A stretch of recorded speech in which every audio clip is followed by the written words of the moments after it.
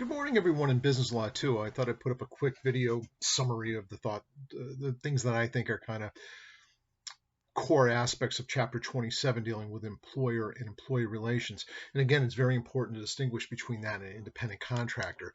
And there's several factors that go into that analysis. And again, just to reiterate, a part of what it is to be an independent contractor is you're usually hired for a specific project or series of projects. And the term of employment is, I shouldn't call it employment, the term of the contract relates to the completion of the project. The person that is receiving the services or tasks to be performed don't control how the contractor, the independent contractor, perform them, or under the time constraints, the actual schedule for when things to be done. It is up to the independent contractor to set those terms, unless the contract clearly defines those things. And the more control the party has that made the contract, the person receiving the benefits or the services, the more likely it'll shift into an employee-employer relationship, even if it's short-term. Controlling of hours, controlling how the task will be performed, those kinds of structures and sort of rubrics will determine whether it's an employee-employer relationship or whether it's an independent contractor. Why are we concerned? Because the person hiring an independent contractor is not liable for the acts of negligence and torts that the independent contractor conducts while they're in the course and scope of that contract with the party hiring them, whereas an employer is often responsible for the acts of the employee when they're in the course and scope of employment. We'll get to what course and scope of employment means. And there's a lot of case law in it. It's kind of an interesting area because it's not always clearly defined, and a lot of case law comes up and questions come up all the time was that person actually in the course and scope of employment when some incident occurred? And it's a question of fact to determine by the circumstances, but there's a lot of case law that develops over time determining whether, for example, somebody playing at a company softball tournament for their annual picnic they have in the summer on a Saturday, the question is whether, and they break their leg during it, are they entitled to receive benefits potentially because the injury came out of the course and scope of employment? Well, it doesn't sound like softball is part of your job if your job is to be paralegal or an attorney or something to that effect. But at the same time, if there's a real expectation that you participate in these activities, you may well have been in the course and scope of your employment time. The thing that I have had a lot of dealings with are things like you park your car and you're entering into the building where you work and you slip on ice and get injured. Is that a work-related injury giving you potentially workers' compensation? And there's a lot of case law on that, and it ebbs and flows. But you can see it's not always a clear-cut test. But we'll get to that in a second. I jumped ahead. So the creation of the employer-employee relationship, it's a contract. And basic contract law principles apply. Over time, a lot of the rules and customary principles under the common law have been modified by statutes, and mostly to protect the employee, because we know for a long time freedom of contract usually the employer had more strength in the bargaining situation, and they'd often took advantage of employees, not to be cruel or abusive, but it's just the nature of the capitalist system we have. If I can hire somebody at a very low, impoverishing wage, I would. So we came up with things like minimum wage standards, and OSHA came in with the Occupational Safety Act, where work sites have to provide for reasonable, safe environments for the employees to work at, so they don't have to surrender to risk and harm simply to earn a living. But the relationship, when it happens, it can be via a contract in written form, and it can be implied, or it can be a combination of both. What do I mean a combination of both? Well, part of it could be written, but some of the aspects of it, the terms, the length, the duties, might be implied by the nature of the employment that you've been hired for. Not everything has to be spelled out in great detail, and it can be simply implied. I mean, I guess it doesn't happen too much, but what if I was like I don't know why I always use landscaping companies, but say I had a landscaping company, and one day, I got a crew of maybe 6 or 7 people that work with me, and one day there's somebody in one of the quad cab trucks, and who's this? And goes, that's my friend, he's going to help us today. I'm kind of like, all right, and I don't really object, I don't really say anything, and I don't agree to it, but during the course of the day, that person works, and they show up the next day, and the next day, and the next day, and I cut them a check at the end of the week or the 2 weeks, however the payment process is. They probably, by implication, have become an employee of mine. And again, it's usually contextual. A lot of things in law are contextual. You can't just say this is the rule. You have to apply it to a contextual situation to see the nuances, because when you have a rule, it sounds easy to apply until you get some unusual contextual situations to determine whether or not something is either true or not true under that application of that law. So it can be oral, it can be in writing, and it can be implied by the behaviors of the parties. Now, how about the length? And I think this is a little bit confusing in the book, and the book is usually very, very good. But the length of employment, unless the contract says otherwise, this would be a 1-year contract, this would be a 2-year contract, a 6-month contract, or you're a permanent employee. If it doesn't say anything like that, generally both parties are an at-will situation, meaning the employer has every right to terminate you at the end of the length of the employment. Well, the length of the employment's at will, so it usually is, many employees are hourly. It's at the end of any given hour in theory, but it's really at any given moment. Even if you're paid biweekly or monthly, usually that's considered the term of your employment. If you're paid monthly, you have a monthly contract. If you're paid weekly, it's a weekly contract. In theory, unless you've done wrong as an employee, the employer can't fire you till the end of one of those periods of time have expired, giving some window. But that's the common law principle. The common law has been largely amended that if you don't have a specific express contract in terms of the length of the contract, it's an at-will relationship, meaning the employer or the employee. Most people focus on the employer and say, well, it's really wrong to have an employer to be able to just fire someone, even if they're doing a decent job and they're working well and they're doing everything they're supposed to do. You're telling me the employer can just simply fire that employee? Yes, under the common law and under most statutory authorities today, it's an at-will relationship. How that can change is usually through collective bargaining. What collective bargaining is usually through a union contract, but it doesn't have to be union. I, as an individual, might want some job security. So if they want to hire me as an attorney for a certain firm, I'm worried about some job security. I'm worried about paying my bills. I don't want to show up one day and boss say, pack up your things, today's your last day. Could they do that? If there wasn't a contract to the contrary, yes. So sometimes people go in and negotiate a 3-year term, or there's a union contract, and then there's certain principles that the employer can't fire you unless certain events occur, like there's not work available, or you do certain things that are contrary to the contract's terms. And I do some stuff, I have done some stuff with the union. For example, the college that I work at now, Mount Wachusett Community College, you guys know that, you're in this class, and we have a collective bargaining agreement, and most of us are terms of 1-year employment until you get tenure. Then you're a permanent employee. They can still terminate you, but you have to have certain events occur, like you don't have students to teach, maybe your program's dried up, there's not work for you anymore. Then there's a process by which termination can be had, and there's timelines for when notice has to be given, procedural principles have to be applied. And why we do that, why unions often fight for what we call these collective bargaining agreements, is to give a sense of security for both sides so we can plan accordingly. But most people, the great vast majority of people who work um, out in the workforce, are employees at will. My sister was educated, very smart lady, and older than me, and we're still very close. I remember her getting terminated from a job she had, and she was outraged because she was a really hard worker and really dedicated. And it really devastated her, and she wanted to sue. And I was just getting out of law school at the time. I really didn't know enough, but she hired an attorney who I actually know now pretty well, and he thought she had a good case. But I remember, studying law school, I said, well, I thought she was an employee at will.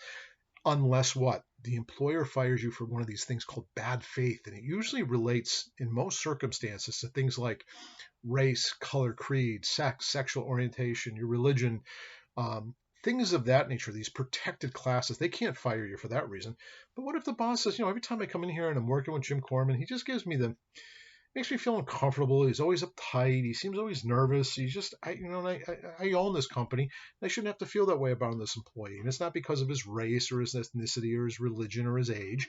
It's just that I don't like the guy. Can an employer fire you for that? Yes. It's not part of the protected class area. So most people focus on that seems fundamentally unfair for the employer. And that's why we as everyday people sometimes get rights together and we bargain collectively to help create job security.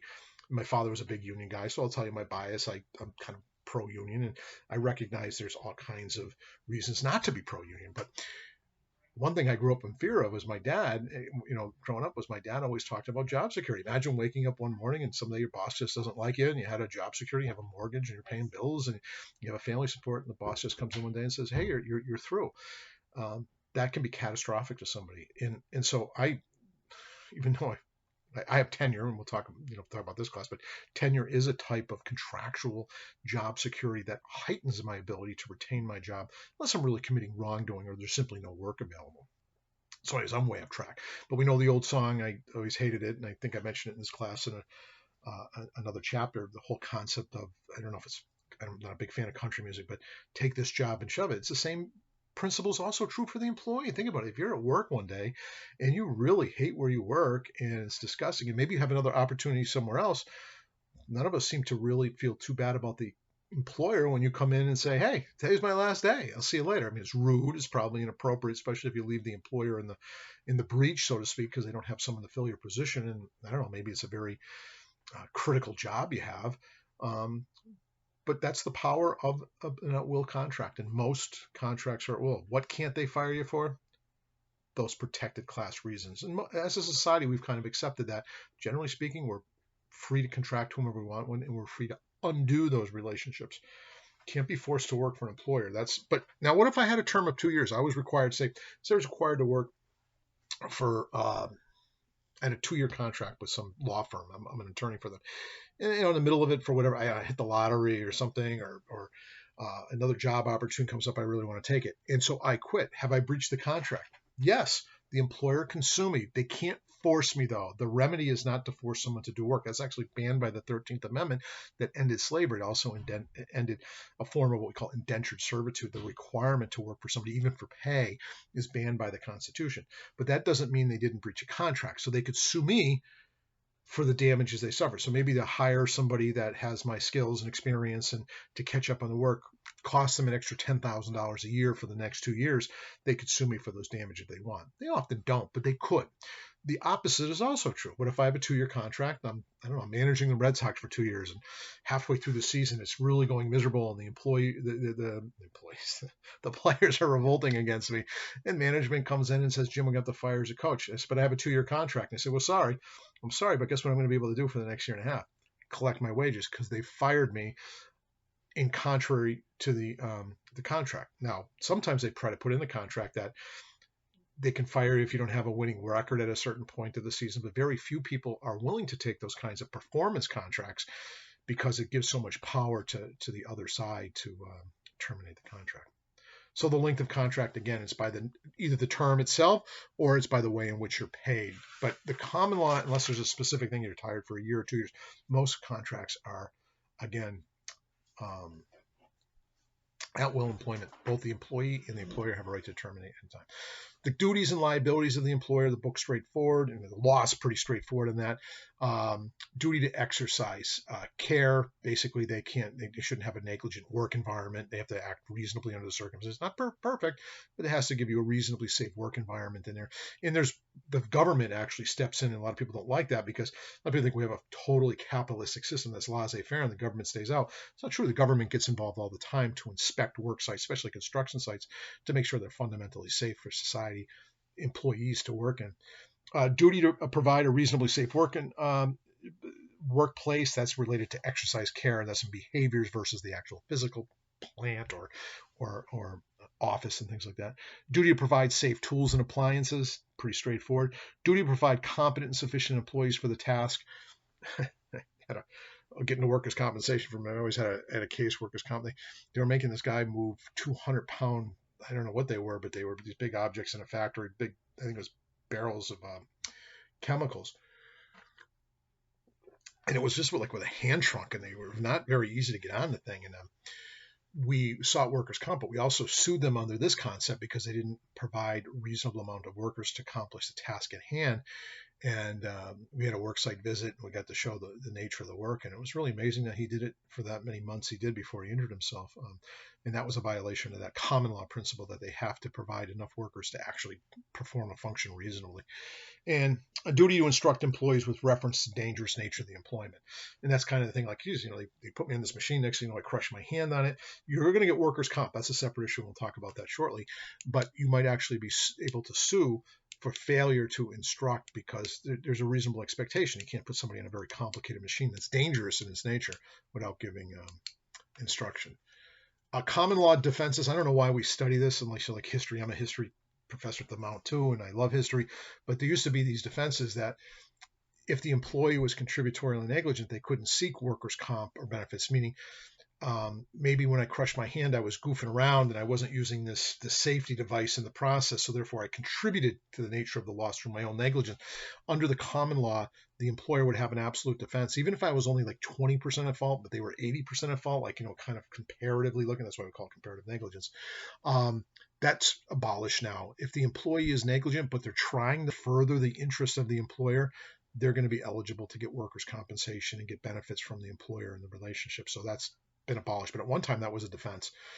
The act of the fellow servant, that's gone in Massachusetts, definitely. I think in some jurisdictions there's still a defense, meaning that the employer had nothing to do with creating a negligent situation in the workplace, but my coworker, it was their stupidity, their intentional act, their negligence, whatever it was, and I injured my leg as a result. Now I can't work anymore, or I'm going to have a leg injury for some time to come.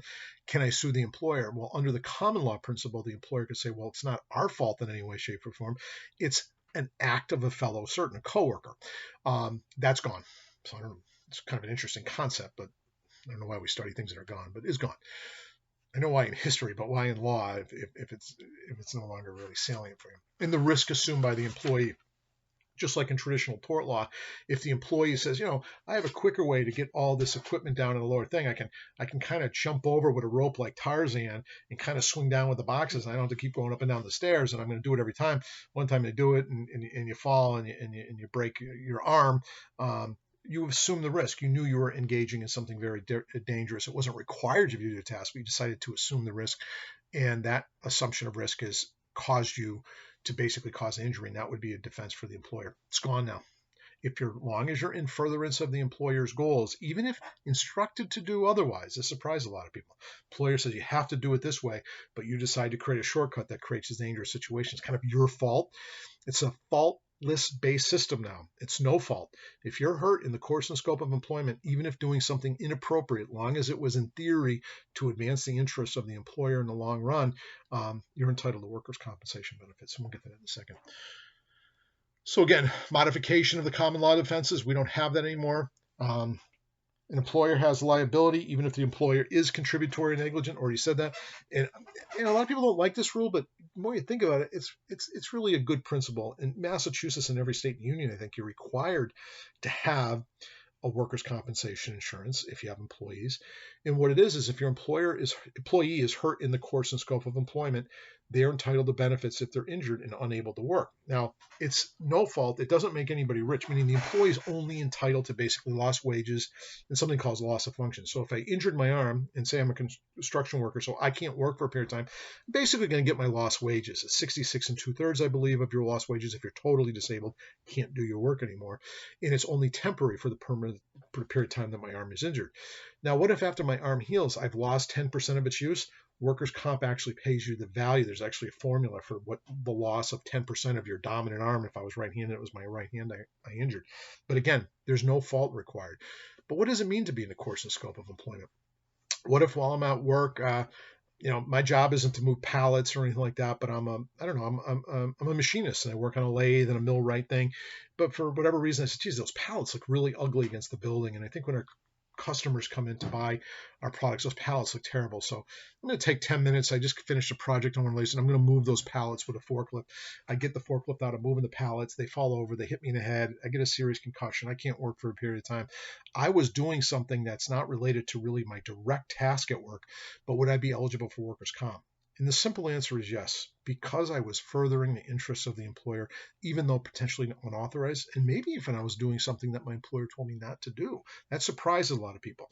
As long as I'm not doing something to actually overtly injure my employer's interests, or I'm not willfully doing something to intentionally hurt myself to get workers' comp. And I always say anybody that does that's got to be a fool, because workers' comp does not give you a lot of reward. You have to be injured, and it's usually based upon medical records.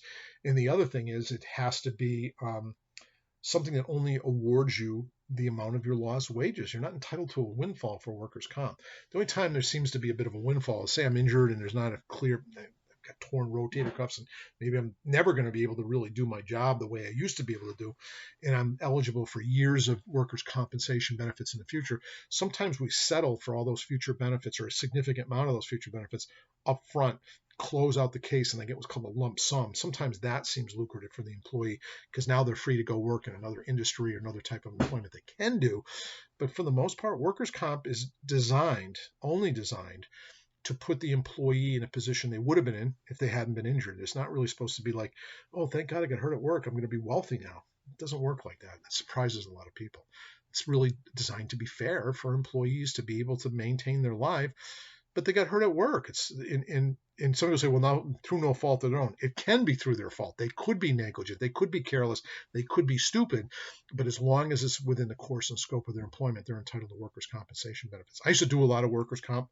I don't like it that much because there's a lot of little Byzantine rules involved in it.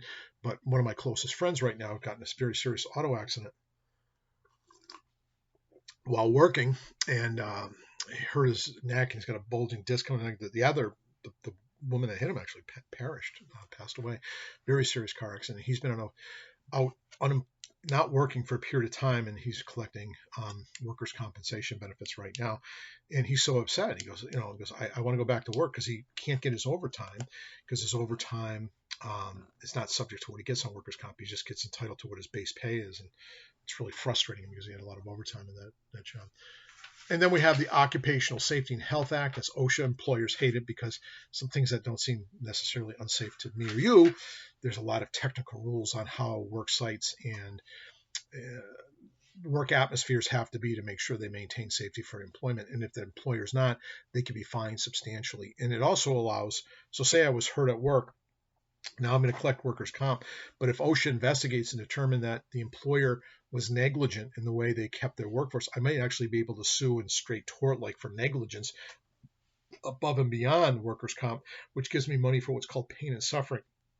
And that sometimes can put money in the employee's pockets beyond that of workers' compensation. Liability of third parties. And that's the big thing with employer relationships. If I'm in the course and scope of employment and I'm an employee, say I'm working for the Mount, and my job at the Mount is, I don't know, I go and get office supplies and do different things. I'm kind of a runner. And I have let's assume, to make it even clearer, I have a state vehicle with the Mount emblem on the side of the car, and I'm driving and I'm speeding, and because I really want to rush and get the job done. I'm not acting completely recklessly, but it's in my hourly wage time, or my duty time. I'm 8 to 4:30, whatever the schedule is for a traditional worker like that. And I'm driving too fast, and I'm going up near that rotary near Haywood Hospital, and I'm negligent, and I crash into a nice car, and I injure or damage that very expensive car, and I injure the occupant, and they break their leg, and they suffer some serious physical injuries. Am I liable individually? Yes. But who else is liable? The employer. That's the fear we have when we have employees. If they're in the course and scope of their employment, they are going to make the employer liable, as long as what I'm doing is to further the interest of the employer. Now, what if while I'm doing the work, I have a lot of latitude, I don't have much oversight, bosses that micromanage what I'm doing, and while I'm out driving, say I have, I don't know,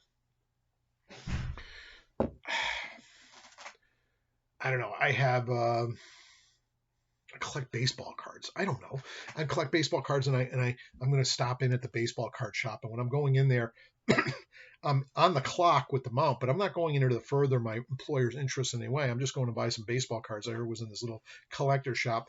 And when I'm in there, I act negligently in the way I walk. I trip. I knock down an elderly person, and they break their hip. Would the Mount be liable there? Well, although I was on the clock, I wasn't really in the course and scope of my employment because I wasn't doing anything authorized by the employer, and I wasn't in the course and scope of my employment because what my acts that I was doing wasn't to further the interests of the employer. Just like what if I was driving down the road and I saw my, I don't know if people do this anymore, but when they were younger they did. I see my arch enemy, the guy I fight with all the time in my community. And I said, well, geez, I got time before I have to get to Staples to buy supplies for the college. I'm going to pull over and I'm going to have some fisticuffs with this guy. And I pull over and get in a fight, and I break his orbital over his eye, and I break his nose because I'm such a great fighter. And would the college be liable? Because they want to sue me, and maybe I don't really have any assets and I don't have insurance to cover that kind of claim.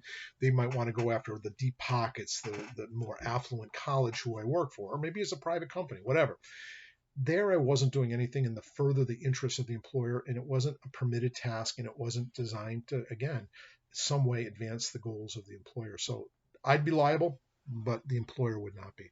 It's almost a common sense application if you really think about the analysis of it, because there's been cases where people have done some horrendous things, well, technically on the clock, but it wasn't in any way, shape, or form designed for furtherance of the employer's goals. I'll tell you one that was actually not allowed by the employer, and it was banned by the employer. There were strict rules against it, but the employer would still be liable. It was a case I wasn't involved with directly, but I love the facts. It was like a convenience store, and young teenage people were hanging around with skateboards, and back then people carried those. I guess we call them boom boxes, playing loud music, and it was scaring away all the traditional customers because these, young sort of hooligans were hanging around outside the store and coming in buying matches or just something stupid just to kill time. And so the clerk that was there was told, never use physical violence, never do anything. If people are loitering, call the cops. So he starts to get frustrated with these kids because they're always there. And he tells the kids to get out of there, and they just refuse to leave. And he, for whatever reason, had a baseball bat with him behind the counter, and he comes out with the baseball bat and kind of threatens the kid, but the kid picked up the skateboard and kind of like got in a defensive pose, and they went to town. They really beat the crap out of each other, and the store clerk got the best of it. Meaning he beat it was 18 or 19, beat the kid pretty bad. Well, the kid's family sues. Well, who did they sue? Well, they sue the clerk, which is a really good case, but then they sue the store. Let's say it's 7-Eleven or Cumberland Farms. It's not neither of those stores, but they sue the store because that's where the money is, right? And the store tried to argue, well, what the clerk did was not only not authorized, it was actually banned under a policy which he signed, and so therefore we shouldn't be liable because what he was doing, getting in a fist fight with a baseball bat or getting into fisticuffs with weapons, had nothing to do with advancing the interest of the store. But the judge actually made a ruling, goes, but what he was doing was trying to clear out these people so the store could function and allow customers to come in and feel unintimidated, and found that liability could be had. The case settled before the jury actually got it because of the judge's ruling to say, at least on its face, there's an argument that that is in the course and scope of employment. That's the big thing from this chapter. When is the course and scope of employment? Had, if you will, or established. Now, employees' duties, job performance, they have to do it a reasonably good job. It's kind of a fiduciary obligation. They have to do it the best they can with the skills and the instructions that they have. Business confidentiality. If there's trade secrets, methodology by which they do something, they can't share it with a competitor. Even if they didn't sign a confidential agreement, it's automatic in law. Inventions, that's a curious one. I often put a test question on there. If you're hired to actually make inventions, to make processes for the employer owns those inventions. But most of the times, employee, maybe an engineer or somebody has skills like that, they're employed to do certain tasks, and along the way, that employee develops certain processes or machinery or something like that. They invent something. The employee usually owns it, unless the contract says otherwise. And if the contract's silent, again, they weren't hired to make that invention. They were hired to do something else, but invention was discovered or completed during the process of employment. It's owned by the employee. However, the employer does have license to use that invention in their factory, but they can't do what? They can't make multiples of it. They can't use it at other subsidiaries, and they can't sell the invention. That's owned by the employee, and it's called a non-exclusive license. Why non-exclusive? The employee who invented it could now sell it to others because it's a non-exclusive license. A lot of people like to talk about inventions because it can be obviously very, very lucrative. And then the chapter segues a little bit because it does relate to employment, some of the federal Social Security Act. And this all came during FDR's administration, one of my favorite presidents. And a lot of people think it's communist, but most people look back at history and say, if it wasn't for that, we wouldn't have got out of the Great Depression, and many elderly people especially would be struggling if they didn't have family to take care of them. Back in that era, many more people did, but I can only imagine a lot of people don't have pensions, I mean private pensions and retirement plans. The retirement plan is Social Security, and that was created in the 1930s under the Federal Social Security Act. So one is old age and survivor's insurance. You want to hit a certain age, usually it's 62 to get a minimum amount. I believe it's bumping up soon to 70 for the higher amount. And why is it bumping up? It's not because we think people are living longer. Like my kids say, oh, it's going up higher because a higher expectation of living longer. No, it's not. They're running out of money, so they got to try to find a way to save it. So they're trying to bump it up. At some point, I wouldn't be surprised if it goes to mean testing. That if you have your own wealth and maybe a prior private pensions or something like that, in order to save Social Security for those that really need it, there might be means testing in the future. There's not right now. You could be extremely wealthy, and if you paid in your quarters, it's usually 4 quarters, 10 quarters. And there's 4 quarters in a year. So you do the math, you got to work basically for that period of time to pay into Social Security. You're eligible when you hit that age. Obviously, the more quarters you paid into and the more income you made, the higher your Social Security benefits are. But these aren't to make anybody rich. It's the way to keep a safety net so elderly people don't become basically beggars on the street. And it was done in the 1930s, and it's very, I think for the most part, a fairly popular law. You pay into it, you should get it back out. The survivor's benefits, for example, if somebody dies relatively young and they paid in and they had a spouse or minor children, those minor children's spouse will receive benefits because we don't want them to become impoverished because the breadwinner, the mom or the dad, had died prematurely before the age of retirement. If they hit the age of retirement and then they pass, only the spouse would get the money. In minor children. Assistance of persons in financial aid, that only applies to people 65 or older. Sometimes they get supplemental money, even if they haven't paid in their quarters, simply because they're so poor. We don't want people to be impoverished. It's a safety net. Some people call it welfare. I don't really like that term because it's become a negative connotation. But we really, as a society, what do we want people to be? Becoming homeless and having no ability to feed themselves. I mean, and just bank on the charity of others. Some people think that's the better approach. I don't know, but we do provide that for people who are 65 or older in a financially make it supplemental security income beyond the quarters they've paid into. Also, blind and disabled people. I used to do a little bit of the Social Security disability work. If you're incapacitated, even if you haven't paid in your quarters, if you're incapacitated from physical ailments, and the physical ailment test is very, very challenging. You really can't do any meaningful work at all. You really have to be significantly injured. Blind is a little bit easier. The blind status is a little easier to get people on a form of Social Security benefits because you're unable to see. But I've had people that had back injuries and other things, and I couldn't get them on workers' comp because they said, well, you could do different kinds of jobs that don't require you to have a healthy back necessarily. The last time I did one, I haven't done this in 25 years, but the last time I did a physical disability to get Social Security disability benefits was a guy with very, very brittle diabetes. And it's usually driven by medical reports. His brittle diabetes were so severe that when his sugar was off, he was young too. He was only in his 40s. He could like fall asleep right in front of you from, I don't know, too much insulin or too much sugar. I don't know how that works on him. And he couldn't walk up the stairs at night because of his legs would get very, very weak. He couldn't drive anymore. It was a really, really sad case. I had to take that all the way to the appellate court to win because they often said, well, you could do these different kinds of tasks at different times. And it was really very, very, very difficult. We won, and I was one of the happiest cases I ever had. It wasn't because I made money, and I did, but it was much more because just a good guy. And I was really, really happy for him and his family. Got him on workers' comp. Not workers' comp, disability on SSDI, Social Security disability. The other aspect of it, it's not always physical, and this is a little bit more, getting more and more prevalent. People have serious mental health issues that prevent them from working. Either I had one guy, I think it's called agoraphobia. We became pretty close friends in a way, actually, many years ago again. And I'm looking at his job record, and I got all the material together, and he had like 8 jobs in 1 year. And I ended up contacting some of the employers. It was always great. Then one day just didn't come back to work. And so, it was gone. He'd get this anxiety, and he just couldn't go into work. So he was meeting, fortunately, with a psychiatrist and a psychologist, and they all backed up that he had this diagnosis that he would get just tremendously anxious to have to go do these things. Very bright guy, really, really smart. And because of the medical records suggesting that his mental disability prevented him from working in any meaningful way, we were able to get him on Social Security disability benefits. And I believe that's a good thing too. You just can't let people languish.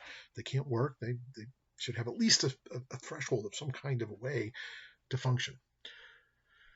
The one that's very interesting is unemployment compensation. This is a big one. I used to do appeals on this a lot. You have to work 15 weeks. That's the minimum in Massachusetts. I mean, don't quote me. I'm not going to test you on Massachusetts law, but it's 15 weeks you have to work, and you have to have made at least, I think, $3,500. And then now you find yourself unemployment. You get fired. Your employer either maybe work ran out, they don't need you anymore, or they just think you really suck. You're eligible for unemployment. It's not about, and I've had a few employers because they can object. A claim comes in, the employer pays into the system, and the employer can object. And they often object saying, this person was so bad. They were screwing everything up. They cost me money. They were idiots. They weren't showing up on time. They were always late. They ruined some of my products accidentally. The employee is entitled to unemployment benefits. It's only when the employee was terminated because they were doing something in contravention of the best interests of the employer. They were stealing or maliciously destroying the products of the employer or the machinery of the employer. Then they wouldn't be entitled to unemployment benefits. The one that's very, very difficult is oftentimes an employee finds it very difficult to work for an employer because they're mean and they're nasty and they hate it working there, and they feel like they've been constructively fired. They weren't fired, but what do? They felt like the employer hated them so much that they feel like they had to quit. And now they go to seek unemployment benefits, and the employer says, but because I didn't terminate them, it was a voluntary termination of employment by the employee, they're not entitled to unemployment insurance. And that's true. So sometimes, though, we can create a situation where, although the employee said, hey, I quit, I can't take this anymore, the employer really created the situation. That's a very difficult burden to establish by the employee. But anyways, you have to have been employed for a certain length in Massachusetts, 15 weeks. Be capable of working. You can't say, oh, I hurt my back skiing after I got fired and I'm not able to go work anywhere else. Thank God I got fired the week before, so I'm eligible for unemployment. In order to get unemployment benefits, you have to be willing, able, and eager, for lack of a better way of saying it, to find employment. Be capable of working, not having refused reasonably suitable employment, not be self-employed. There is some methodology potentially getting unemployment benefits for self-employed, but it's very rare, very difficult. Not out of work because of a strike or lockout, and had served the required waiting period. I think that's 2 weeks. You have to wait 2 weeks before you're even eligible to go and seek unemployment benefits. And you have to be actively seeking employment. I don't know the rules now. I don't think they're anything like they were when I was a young person, but I had a job and we used to get laid off periodically because it was kind of seasonal, but it was. It's seasonal. You're usually not entitled to unemployment benefits. So me and he became a close friend. His pitcher right behind me, he just died 2 years ago. He was much older than me, but kind of became a mentor. He's a funny guy. We used to have to fill out these forms of all the places we look for employment in order to get an employment check. And you'd submit them, and then they would cut you the check after proving that you were willing, able, and physically able to go and look for work, and that you had. And so his name was Stanley, and Stanley has his list, and he's got it out. And sometimes I used to think he was a little slow, and other times I thought he was brilliant. This is one of the times I thought he was brilliant. He's showing me where he applied. He applied to be a vice president of a bank. He applied to be like I don't know, was a director of a hospital, all these jobs. Stanley had a high school education, and he was a very funny guy. He was a physical laborer for the most part. And I said, you applied for all those jobs. You weren't going to get those jobs. And he in turn goes, exactly. He didn't want to go to work. He actually enjoyed this system of collecting unemployment benefits every year for a period of time for many, many years. He's quite a character. I've always felt guilty. I couldn't do it. I actually tried to look for employment during that time. But anyways, that's unemployment benefits. Disability Medicare benefits. I talked about that. Medicare, you get at a certain age. Oh, and how is the plan financed? It's usually through payroll deductions. Money goes into the federal government to pay those to those funds, and you see those on your traditional check being removed. But that's all covered there. They talk a little bit about the Affordable Care Act, which is a little bit, I don't want to say it's in limbo, but it's changed somewhat. This is basically trying to create a system by which if you have, I think it's 50 or more employees. Yeah, if you have 50 more employees, you have to provide a health insurance plan on behalf of your employees. The employees may have to contribute to it, but there's an equitable thing under the statute. how much the employer has to pay, how much the employee has to pay. But if you're not eligible as an employee to get that, the theory is you're supposed to be able to go and be required to buy insurance, or you get a penalty on your tax return. That's no longer, the mandate's gone, but the impetus is still trying to create some kind of system where we all have some sense of health insurance. And that's a political question. A lot of people get upset about it. Like, why can the government force me to get health insurance? But at the same time, the government forces us to do many things. And the concept is, in the long picture, the argument is that if people are insured, it will cost society less in the long run if we have at least a threshold of insurance for health benefits for everybody. And if you have kids, I have 7 kids. Well, they're older now. Well, actually, they're all still under my insurance. I have 7 kids, and I know when I was a young man, I wasn't covered under my dad's insurance when I was in my early 20s, and I had an ankle injury, and I remember paying a ton of money out of pocket. My dad ended up paying it, but the point is, I'm a big believer that there's certain things that are fundamental rights, right to freedom of speech, right to free from unreasonable searches and seizures by the government. But I also believe that health insurance is a human right, and it's not health insurance, but medical care is a human right. And so I kind of am a little liberal on that thing. But some of you, and I don't disregard the argument's legitimate. Why does the government have the ability to force me to buy health insurance if I don't want it? I think it's a very strong argument, quite frankly, under a free society. But there's counter arguments that it also creates a society that has a certain degree of, I don't know, dignity to make sure that we all have the ability to access good, excellent health care, and that we're all covered in some way. But anyways, that's way off track. You can completely disagree with me, and it's a legitimate argument to be against that. Otherwise, be well, guys.